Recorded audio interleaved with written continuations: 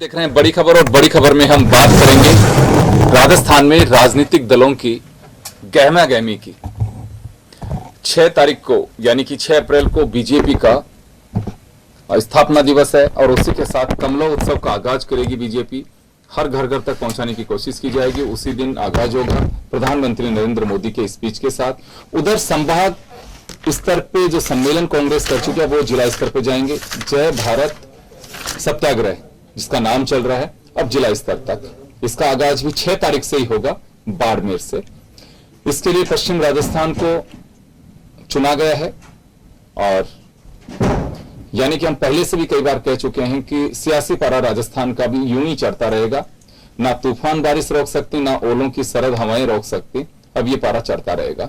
तो चलिए इसी मुद्दे को लेकर के हम चर्चा करेंगे और हमारे साथ चर्चा करने के लिए हमारे सहयोगी योगेंद्र पंचोली हैं, भाजपा से हमारे साथ माधवराम चौधरी जी हैं और कांग्रेस से हमारे साथ भरत मेघवाल जी हैं। सभी का स्वागत है।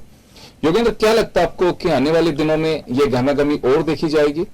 पहले मुझे ध्यान है कि वर्षों पहले की अगर हम बात करें तो ये जो कवायद आज मैं देख पा रहा हूं, बीजेपी की हो चाहे राजस्थान में कांग्रेस की हो, यह कवायद चुनाव के कुछ दिन पहले दिखाई देती थी। लेकिन अभी तो चुनाव में वक्त है, लेकिन ये कवायद जिस तरह से देखी जा रही है, मुझे लगता है कि बड़ी बेचैनी है राजनीतिक दलों में। एक को करना है तो दूसरे को साधने के लिए, उसे बैलेंस करने के लिए उसको भी मैदान में आना पड़ेगा।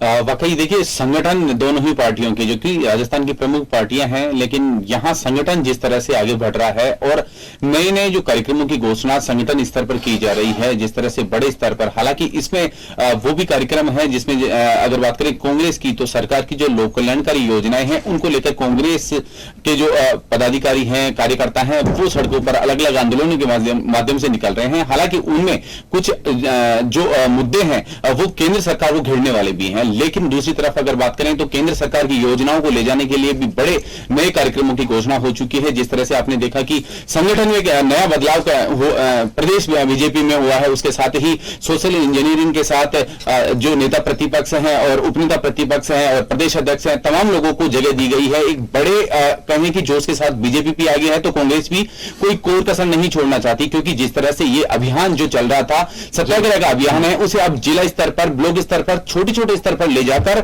सरकार की योजनाओं को और केंद्र सरकार को घेरने की तैयारी में कांग्रेस है। बिल्कुल, कांग्रेस और बीजेपी दोनों ही अवसर चाहे कोई भी हो, अब चाहे बाबा साहेब भीमराव अंबेडकर के जन्म दिवस की बात हो, उसमें सामाजिक समरसता और सामाजिक योजनाओं को लेकर के बीजेपी हो चाहे कांग्रेस अपनी एक्सरसाइज है। मोदी जी ने क्या कुछ दिया सामाजिक समरसता के लिए, उसकी एक्सरसाइज है। सामाजिक न्याय अधिकारिता विभाग राजस्थान ने क्या दिया, उसकी पूरी एक्सरसाइज है।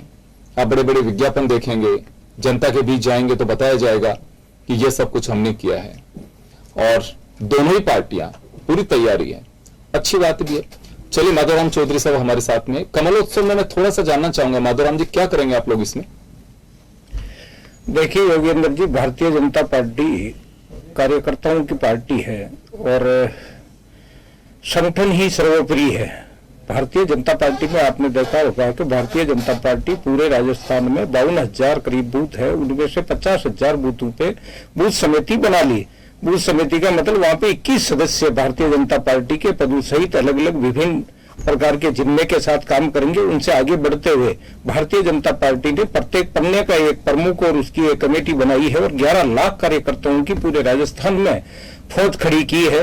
और निश्चित तौर पर आने वाले चुनाव में मैं कहूंगा कि निरंतर आने वाले समय के अंदर भारतीय जनता पार्टी का कार्यकर्ता ही भारतीय जनता पार्टी की शक्ति है।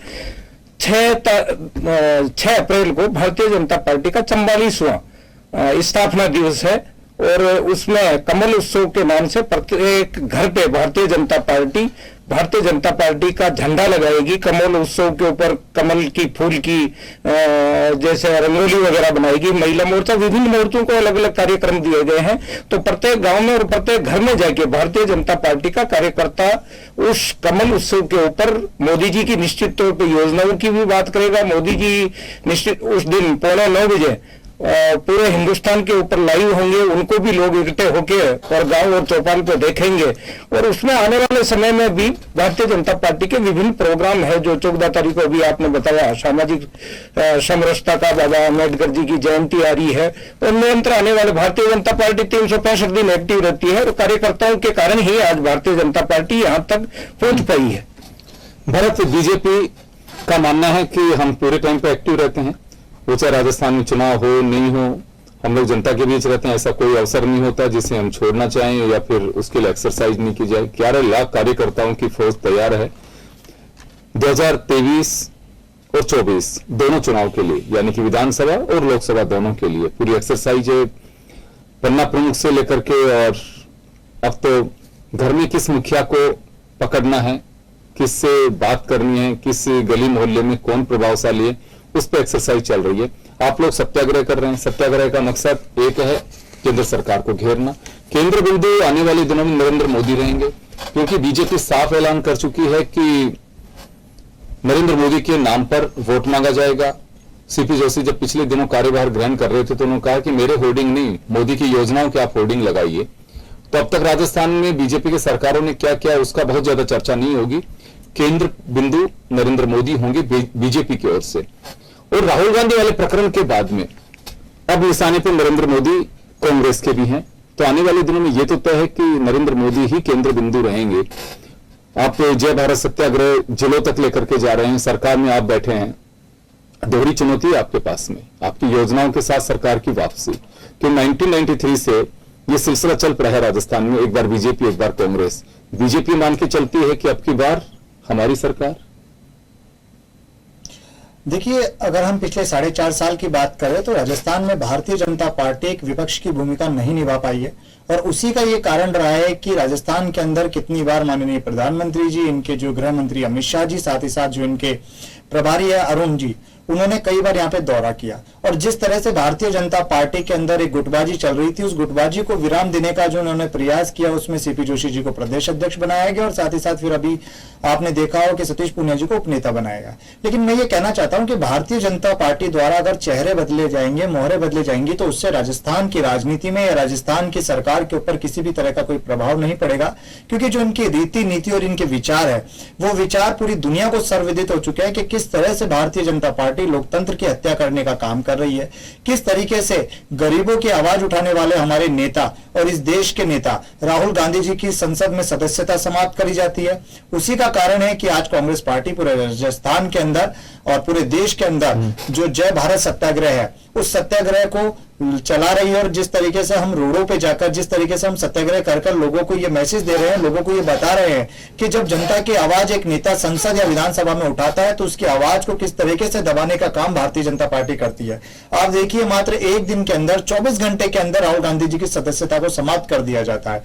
आज तक का रिकॉर्ड है कि डिफेमेशन के केस में 2 साल की अधिकतम सजा कभी नहीं हुई है, लेकिन उन्हें वो सजा दी जाती है। वो इसलिए क्योंकि वो प्रधानमंत्री मोदी जी और अडानी जी के रिश्ते को उजागर करते हैं। वो बार बार संसद में ये सवाल पूछते हैं कि 20,000 करोड़ का क्या रहा, 20,000 करोड़ शेल कंपनियों में किसके थे। ये एक बात पूछना चाहूंगा, भरत, एक बात पूछना चाहूंगा आपसे।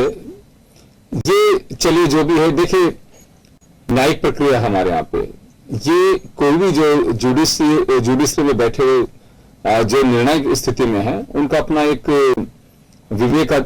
विशेष विवेकाधिकार है, उनका प्रिविलेज राइट है कि वो कितने दिन की, कितने टाइम की सजा देते हैं या माफ करते हैं, क्योंकि ये एक न्यायिक प्रक्रिया है। और उसके बाद में एक तय किया हुआ है कि आपको सदस्यता आपकी चली जाएगी। सारा जो प्रकरण था इसमें केवल मुद्दा ये नहीं है, क्योंकि इस पर बहुत सारी बहस कर चुके हैं हम कि कहां कांग्रेस की लेकुना भी रहा, इसको गंभीरता से नहीं लिया गया। बात यहां पे सत्याग्रह की आ रही है, और आपने कहा कि बीजेपी में गुटबाजी दूर करने के लिए चेहरे और मोहरे बदल दिए हों। ये कोशिश तो की गई, आप खुद मान रहे हैं कि इनकी गुटबाजी दूर करने के लिए कोशिश की गई है।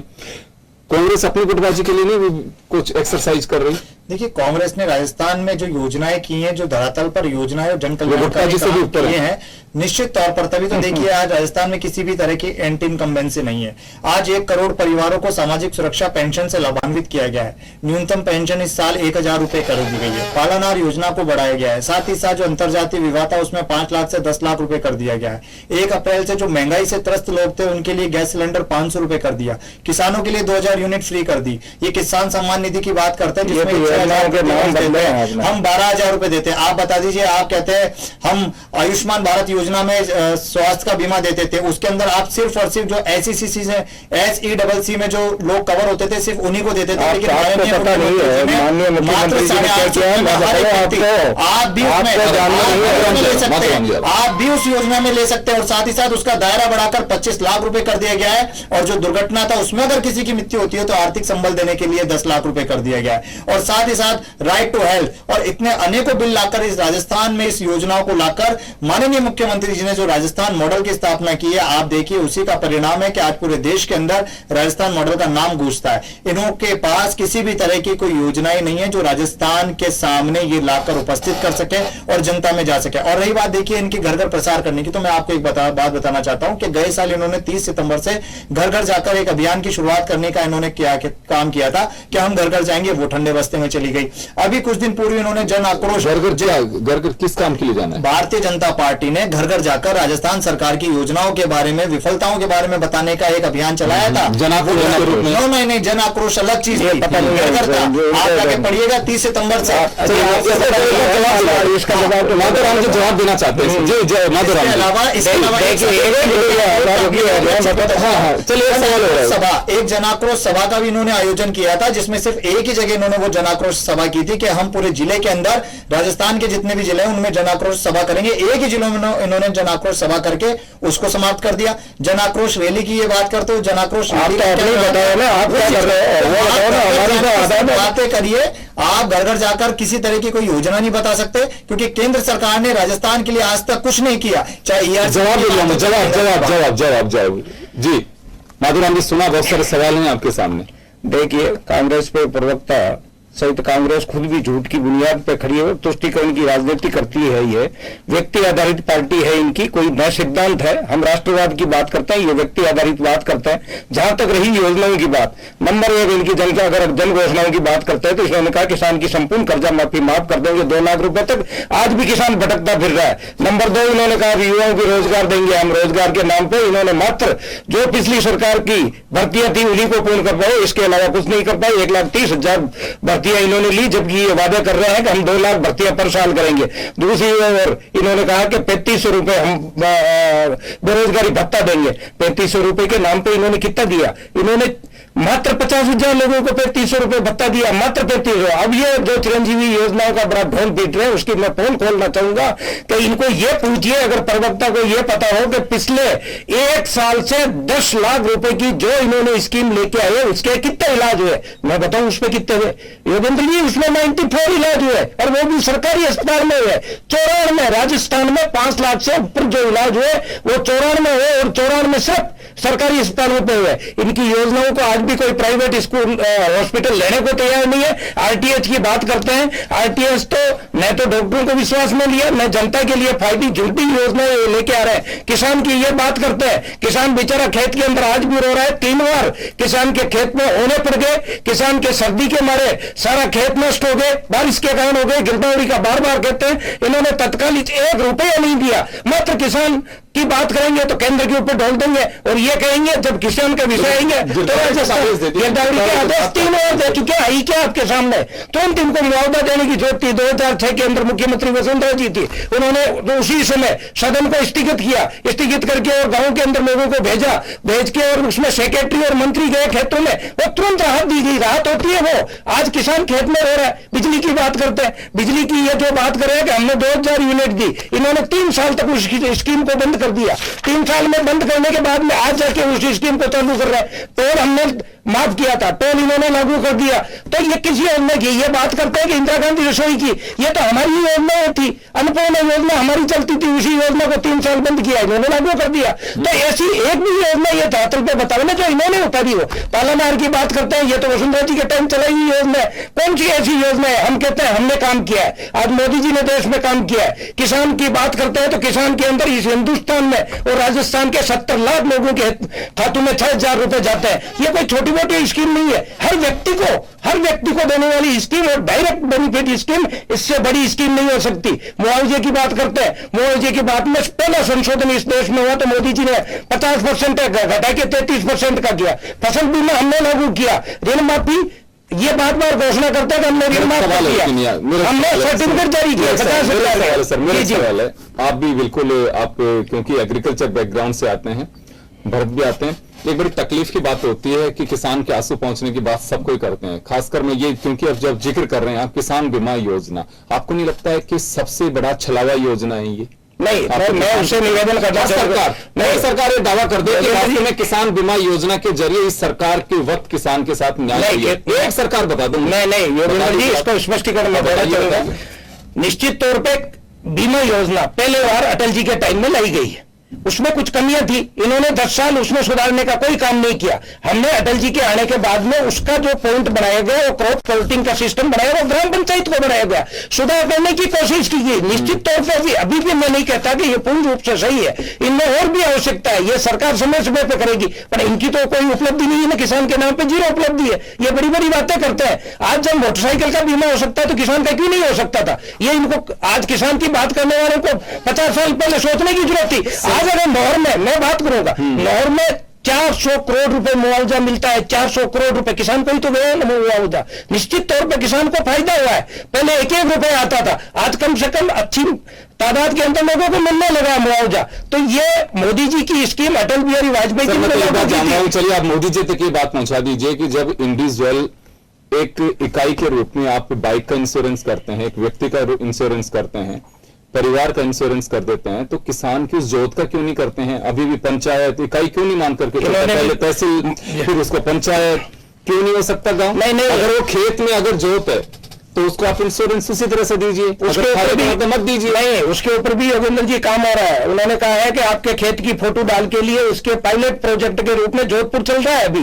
अगर आप अपने खेत की फोटो डाल दोगे तो उसका बीमा कंपनियों का मन होगा। ऐसा पहले बार मोदी जी एक्सपेरिमेंट कर रहे हैं, टेक्निकल रूप से उसको बढ़िया धरातल पर उतारने पैसे। नहीं, मैं कहना चाहूंगा इनके मैनिफेस्टो में लिखा है कि फसल बीमा को हम सुधारेंगे। उन्होंने क्या सुधार किया? नहीं, किसान के नाम पे मैं एक बात कहना चाहूंगा, नहीं एक मिनट योगेंद्र जी, मैं मेरी बात पूरी कर लूं, मेरी पूरी एक मिनट। इन्होंने पिछला बजट किसके नाम पे लाए? किसान के नाम पे लाई है। इनको एक भी बता दे कि किसान के नाम पे ये इन्होंने योजना लाई तो उसको बेहतर थे। जनता को क्यों टुटला रहे हैं? किसान के नाम पे भाई बताओ तो। एक सेकंड, देखिए मेरी भी जमीन है, गांव है, तकलीफ इस वजह से होती है कि जब किसानों की बात मंचों से की जाती है और वहां कुछ नहीं मिल पाता, बहुत तकलीफ होती है। बिल्कुल, मैं सरकारों के नाम नहीं ले सकता। इसी विधानसभा में, राजस्थान विधानसभा में ही दोनों सरकारों के वक्त पोल खोली गई, कलेक्टर से ये कह दिए जाते हैं कि डिले कर देना या रिपोर्ट्स को ऐसे कर देना, 30% से नीचे रिपोर्ट्स को ऐसे कर देना। दोनों सरकारें अभी तो अपनी रिकॉर्ड में मिली है। सुनिए, मैं देखिए अभी इस वजह से कह रहा हूं क्योंकि आप दावा कर रहे हैं इस वजह से, क्योंकि इनके वक्त अभी आरोप बीजेपी ने लगाया।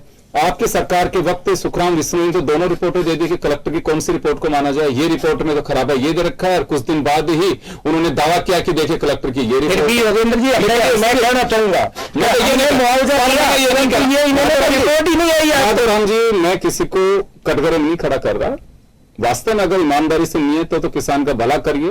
कि दावों से उसके जो जख्म होते हैं ना वो हरे होना शुरू हो जाते हैं। मैं सिर्फ ये कह रहा हूं, उसको भगवान ने बहुत कुछ सहन शक्ति दी है, वो सहन करता है ना। हम लोग मंचों पे आकर के और जब आडंबर मैं फिर कहूंगा, आडंबर भरे मंचों से जब नेता बड़े बड़े भाषण फेंकते हैं, बोलते नहीं फेंकते हैं, वो बड़ी एक पीड़ा होती है। उसके हाल पे छोड़ दीजिए, वो तो खुद भी जी लेगा। बहुत मजबूत है किसान, कमजोर नहीं है वो। इसी वजह से किसी ने कहा है वो अन्न दाता है दाता है। ये तो हालात का मारा होता है, किसी की परवाह नहीं है किसान दोनों की। मैं इस वजह से कह रहा हूं कि मेरे खुद की भी अपनी जमीन है और जो स्थितियां गांव में जाकर के देखते हैं, कोई आंसू पहुंचने नहीं जाता, वो अपने हालात पे खुद ही रोता है और खुद ही खुश होता है। मैं फिर भी भरत, चलिए मैं आपके पास एक मिनट जवाब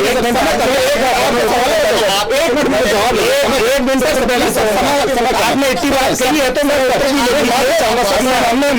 किसान की फसल, किसान को देखो दो बातें चाहिए, किसान को दो बातें चाहिए, मूल्य सर आपको जवाब तो दिलो, जवाब दे नहीं सकते, ये क्या जवाब देंगे सर? झूठ की बुनियाद पर टिके हुए, उसकी बुनियाद पर टिके ऋण माफी को झूठ बोला इन्होंने, झूठ बोल के किसान के नाते आप दर दर भटक रहा है किसान। झूठ की बुनियाद पर आप 100 महाभानी चाहिए तो 2 लाख रुपए का आपने घोषणा करके किसान को खिलावा किया, और किसान उसका जवाब देगा आने वाले समय में। आप के ऊपर बुलडोजर हाथ चला रहे हैं, किसान को आज भी गिरदावरी के लिए इंतजार कर रहे हैं, किसान ऋण माफी के ऊपर इंतजार कर रहे हैं।